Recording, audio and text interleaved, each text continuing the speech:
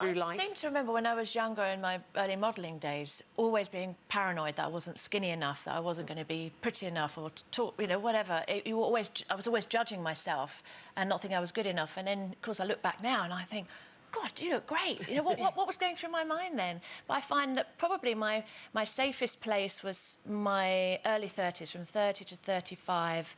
I had the man that I loved, was going to spend the rest of my life with. We were going to have children. And in fact, at 34, I had my first child. So I think that was my happiest. And of course, I'm happy now. Well, when you say happy, but just happy with your body, did you accept your body? Yes, exactly. I was like in a really good place. I wasn't too skinny to this, but then overall, I was happy because my loved one loved everything about me. You know, that helps, and even now, you know, when I say about my boobs after breastfeeding 2 babies, oh, maybe, you know, I need them up here, and they're kind of, I don't look the same in outfits. And actually went to the doctors once, and they did this camera sweep all around my body and did this computer-generated thing, and said, this is what your boobs would look like if you did this or that.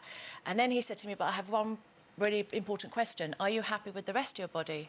I was like, oh, well, I probably want to lose a few more pounds because of here and there. He went, well, go away and do that, because if you do one thing, then you'll start on another. Were you thinking of getting it done? I was, yeah. And Rod said, look, darling, if you decide to do that, it's up to you, it's your body, I'll support you. But I love them the way they are. So I did it in the end. Yeah, I kept them. You kept them. Yeah. I think that's the key to feeling, one of the keys to feeling really good about yourself post becoming a parent. Is Rob's the same way. He's very loving and supportive, because there are insecurities after you have a baby. Your body does weird stuff, kind of psychedelic things, and it doesn't totally go back. And you know, you go, oh, I don't know, but it used to, you know.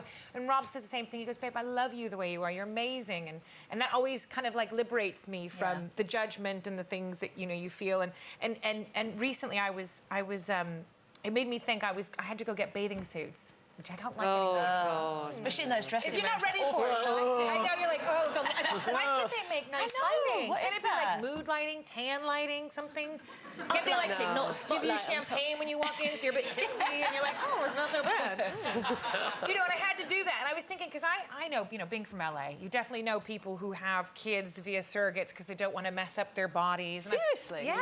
and I've always kind of thought because they have someone else have the baby for them. And I've always thought that was kind of great idea. I'm not going to be your surrogate, Kay. Oh, come on. And I've always kind of thought, oh, that's a bit lame, but, you know, and then I was trying on my bathing suits, and I thought about, oh, well, but she's got kids and she's got a perfect body. And then I thought, no, that's rubbish. That's so stupid. You know, it's the most amazing experience to carry your children and to be able to, if you're lucky and fortunate enough to be able to carry your own children and feed your own children, it's a priceless feeling. Yeah. Listen, I mentioned. It all starts to sag anyway. For more Loose Women action, click here. And I'd subscribe if I were you. It's totally free, and it means you'll be kept up to date with new videos and exclusive YouTube content.